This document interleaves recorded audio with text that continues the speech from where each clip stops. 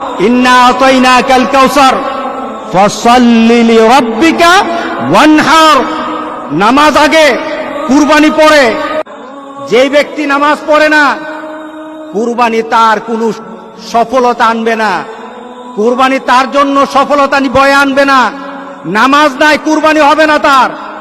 নামাজ ছাড়া কুরবানি হবে না, এটাই ধারাবাহিকতা। আর আমাদের সমাজে এমন মানুষ আছে নামাজ পড়ে না, কিন্তু লক্ষ লক্ষ টাকা দামের কুরবানি ছাড়ে না। তার মানে কি? সে দিন বুঝে না, সে ইসলাম বুঝে না, মুহাম্মদ সাল্লাল্লাহু আলাইহি সাল্লামকে দেওয়া আল্লাহর ঘোষণাও জানে না, ইব্রাহিম আলাইহিস সালামকে দেওয়া সেই কুরবানির নীতি জানে না।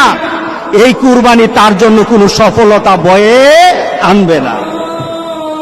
সুতরাং যারা কুরবানি দিচ্ছেন, আপনার নামাজ নাই, যারা উলামায়ে কেরাম কিন্তু বলেছেন, যাদের সাথে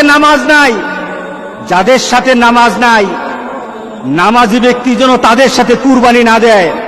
কারণ বেনামাজির কুরবানি হবে না। আপনি 7 নাম দিলেন, 6 জন মানুষ নামাজ পড়ে, একটা মানুষ নামাজ পড়ে না, বিপদ কিন্তু হয়ে গেছে। কারণ 6 ব্যক্তির অংশটা কিন্তু আরেকজনের সাথে সংযুক্ত হয়ে